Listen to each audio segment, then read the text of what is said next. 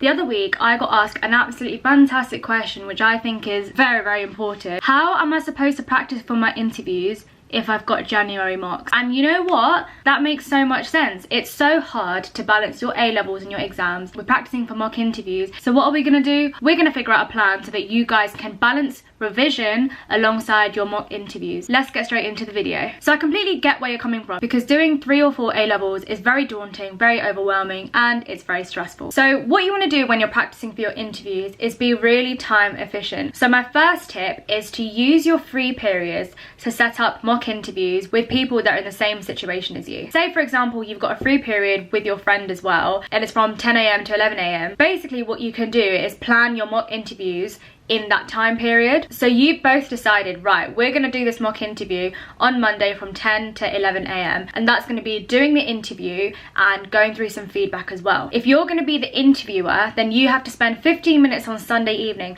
coming up with questions that's relevant to your friend's interview. So for example, my friends and I did this, and it was so useful. I had an MMI interview for Leicester, and what my friends did was that they came up with a few MMI mock stations, prepared it the night before, and just gave it to me, and I had to do the interview from the beginning right till the end. My big tip is to maybe form a group of 3, because that's a perfect number where one person can be the interviewer, one person is the interviewee, and the other person's kind of like the moderator, just to see from an outside perspective like what's going on and what can be improved as well. And the biggest key is efficiency.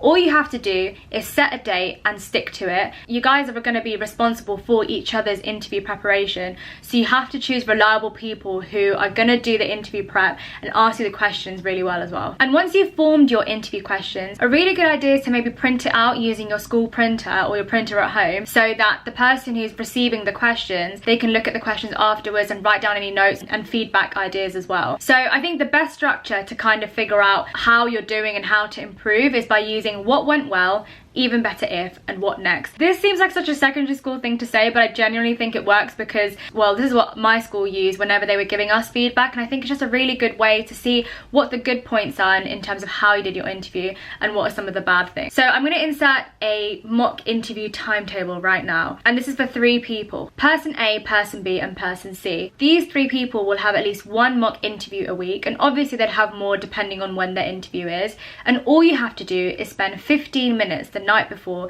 to basically prepare everything. Now, I'm completely aware that most of the interviews are pretty much online, but you guys are still going into school, so you can still use your free periods to kind of help each other out. If that's not working for you, then I'd say organize a time in the evening, probably about 1 hour, to do the same thing like I've mentioned before, and basically have a structure and a rota so that you're able to fairly be the interviewer and be the interview as well, so that you're able to ask the questions and be asked the questions at the same time. And remember, ultimately you're only using 3 hours of a 7-day week to prepare for interviews, and I think that's the beauty of using this timetable, because you're saving so much time. So you need to find a group of people who are reliable and basically use them to help practice for your interviews as well. Obviously, if this is during your A-level mock exams, then just make sure you're scheduling your revision around it. But my best advice is to basically do it all at school, so you don't need to worry about it when you get home, unless you have to prepare the interview questions beforehand. So this is a bit of a shorter video,